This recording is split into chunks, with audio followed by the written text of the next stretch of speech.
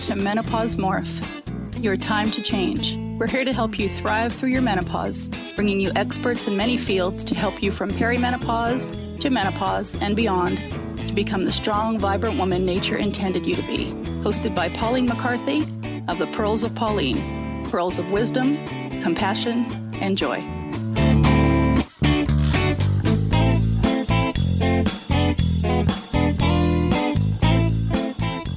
Hello, welcome to this week's Menopause Morph. Today we have a lovely lady who was on before and she was so well received. Many people asked if she could come back. And it is the lovely Hormone Diva, otherwise known as Robin Shrigley, but more likely known as the Hormone Diva. Isn't that wonderful? So Robin She's a holistic health coach, and Robin's own journey with polycystic ovarian syndrome jump-started her passion for helping women replace their anxieties with joy to open possibility in their lives and break free of hormonal imbalance. You know, we all hate this hormonal imbalance, don't we? So Robin is the creator of Cramp Tea and Hot Flash Tea, which I take and I think it's absolutely brilliant. She is a regular contributor to BePreparedPeriod.com and is featured on Mind Body Green. You can find out more about her work at www.thehormonediva.com. Welcome, Robin. Thank you so much, Pauline. I'm so happy to be back. Should I say welcome, Diva?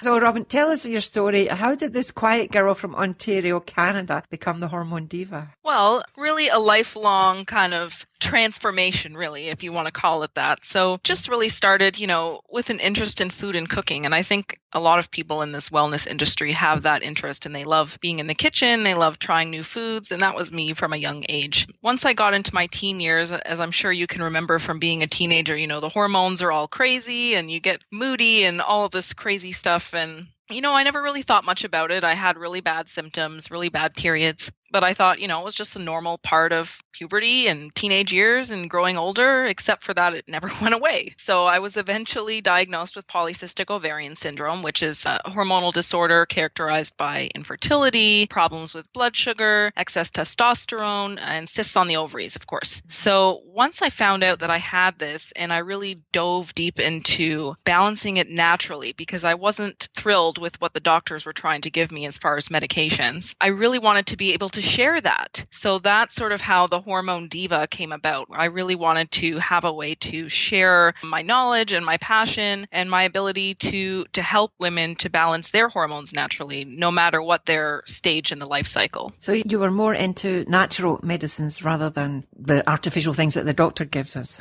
Right. So, for PCOS, for my condition specifically, of course, they want to give you the birth control pill. For those in menopause, they tend to want to give you, hormone replacement therapy and stuff.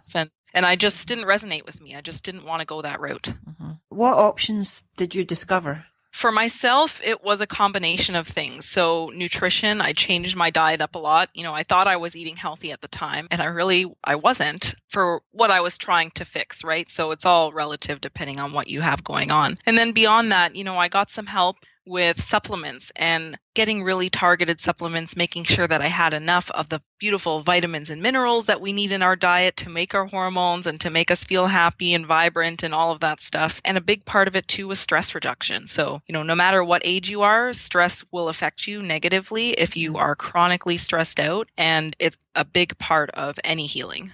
Mm-hmm. So you're not at the age to be menopausal as such, but you're helping menopausal women, this older generation like myself. But I'm really curious, you had this background in food and things, but were you testing different herbs and different things to see how it worked on your own body? Or did you have lots of friends that were guinea pigs, things like that?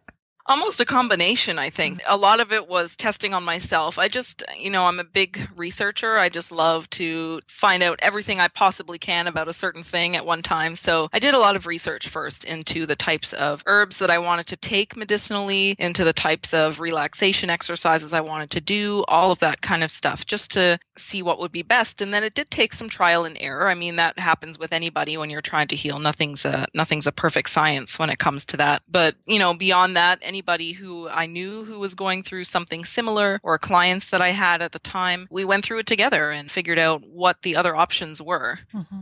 This menopause tea, what is it called? Oh, the hot flash tea. The hot flash tea, yeah, it really works. It's nice and pink. What kind of things are in it? Because it seems like a lot of different barks and seeds and whatnot. Could you tell our listeners what kind of things are in it? Yeah, for sure. So there's a combination of herbs in that tea. I'm actually going to talk about a bunch of them in a little bit, but I'll give you the names of them. So motherwort is in that tea, black cohosh is in that tea, red clover. We've got some hibiscus in there. That's what turns it that lovely pink color, very high in vitamin C. And then there's a couple of other things. So everything is in there to help balance menopause. I mean, it's called hot flash tea, and that's its main focus is the temperature control. But beyond that, it helps with the anxiety, any depression, that kind of mood stuff that might come about with menopause. And, as you're going into menopause, you'll notice cycles are getting maybe irregular, maybe a little bit heavier or lighter than usual. So it helps to balance these things out so that the menopause is really, and it shouldn't be such a crappy time for people, right? But this is just a really good, gentle balancer. And so like you're talking about medicinal herbs. What does it really mean, herbal medicine? Well, let me give you an example so that this might help, paint a picture of what exactly this stuff is. So if you've ever seen a cat or a dog eat grass and then throw it back up, yeah, so as gross as that can be to witness, that's actually a natural remedy in action. So animals know instinctively that nibbling on grass can soothe their upset stomach. And so that's essentially what herbal medicine is. Humans, like our animal counterparts, we've been using natural herbal remedies, dating back at least 5,000 years ago that we know throughout the whole world, Europe, Asia, Middle East. And it really was through trial and error that we've learned what has worked and what hasn't, and the knowledge has been passed down from generation to generation. So it's really just natural plants and us tuning into their body healing properties. Mm-hmm. It's a pity that a lot of this information was lost in modern times and that we're having to sort of rediscover it somehow, isn't it? Yes, and that's exactly what's happening because, one, a lot of the information was sort of lost because it was just,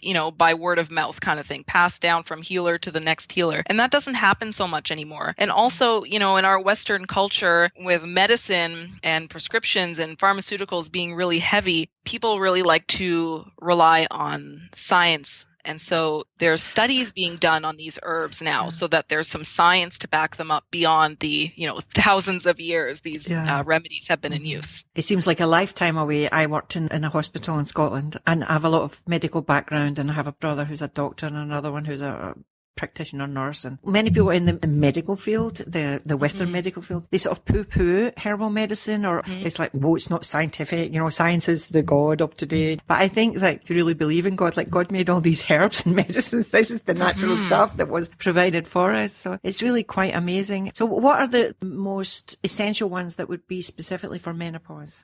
I'll go through 4 of them now, just briefly. So 3 of them are ones that I just mentioned that were in the hot flash tea. The first one is motherwort. So that one sounds like, it might be out of Harry Potter or some witchcraft or whatever. It's like kind of crazy, but it's a really, really good one. And it's great for women dealing with menopause because the plant can help to ease anxiety and hormonal shifts that are associated with hot flashes and night sweat. And so any kind of anxiety that tends to make people flush a little bit more. Women are going to be getting hotter if they're feeling anxious. And the delicate balance between your estrogen and your progesterone is what causes these things to happen. And motherwort is really helpful there. And it can be really well received in the body too if you combine it with other herbs, which is why I've put it in the hot flash tea formula. Beyond motherwort, we have black cohosh, which I mentioned at the beginning. The use of black cohosh has been used for thousands of years, not just for menopause, but for women of, the fertile age as well. Today, its primary use is for hot flashes,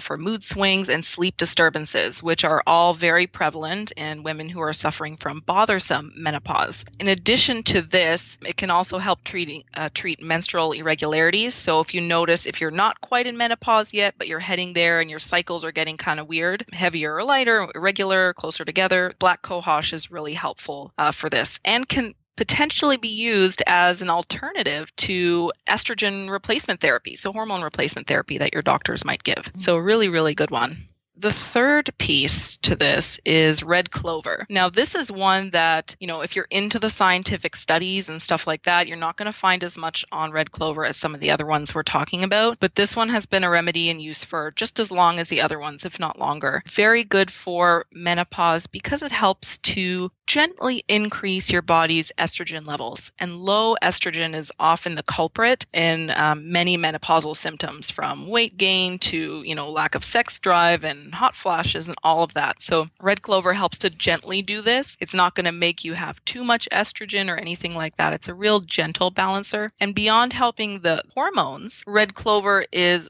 full of vitamins and minerals that you need for healthy menopause, like calcium and magnesium, so really helpful for blood pressure if you've got problems there, and vitamin C as well, so very good for skin health, for regulating your temperature again. So red clover is a good one, and these are all really tasty herbs too, so nothing that's gonna make you gag when you're when you're taking something down, whether it's a tea or otherwise. And the last one that I wanted to mention is an herb that, if you've heard of it, you might think more for the younger set, but actually it's really good for women in menopause too. And that's called Vitex. Sometimes it's called chase tree berry. And the reason I love this one for menopause is because it gets the other side. So the black cohosh, the red clover, they help with your estrogen, right? We just mentioned that. So really helping to balance that out. The great thing about Vitex is that it actually helps to balance out your progesterone. So that tends to also be very low, sometimes kind of tanked in women with bad menopause symptoms. And you need to be able to bring both of those hormones up to par. And Vitex is very helpful for doing this. It actually works in your brain to help the hormones be made at the right times and in the right amounts. So very good for hot flashes, for the irregular cycles, and possible depression or anxiety that's associated with menopause. That's why it's helping me so greatly.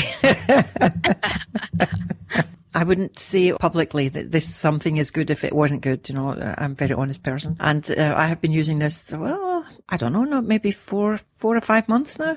And I would really recommend it to people. We want to let people know where they can contact you if they want to get some of this hot flash tea, or if they're younger, the cramp tea, if you're still having periods and you've got cramps. So can you tell us your website or how they can get in contact with you? Yeah, so everything you need to help yourself, from my blog to the shop to buy the tea to, contacting me, is all on my website. So it's just www.thehormonediva.com, and feel free to drop me a line. I'd love to hear from you. Okay, that's brilliant. Thank you for coming. And there is another event coming up in April where you can get hot flash tea. I will be giving it to everybody. And it is the Menopause Morph Iceland Retreat. This is something I've been thinking about for a long time. We spoke about it last year and I never was able to get it organised. But this year, from the 16th to the 23rd of April 2016, there will be this 1 week retreat in a little town in Iceland called Borgarnes. It's about maybe an hour and a half drive north of Reykjavik. We'll be posting that soon on our website. You can contact me at Pauline@menopausemorph.com for information about it now. It's really, really exciting. We will have lectures on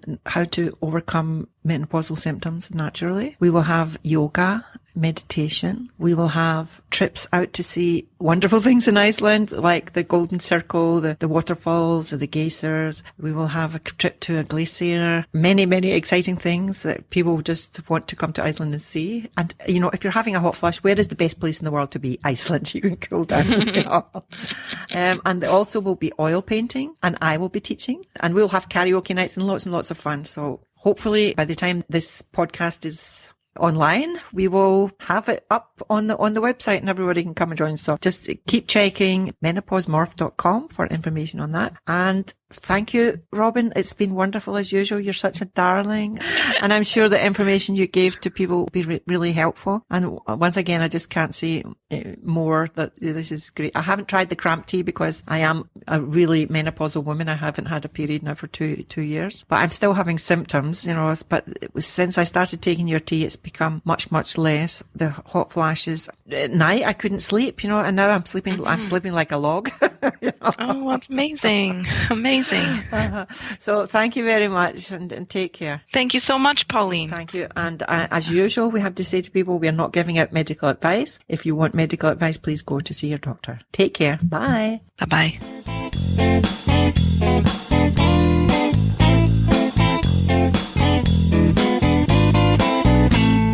Thanks for listening to Menopause Morph, your time to change. If you've enjoyed the program, be sure to subscribe to the next one and please leave a rating and review on iTunes to help us spread the message about thriving through the menopause. To get a free ebook, more menopausal resources, And to connect with Pauline, please visit www.menopausemorph.com.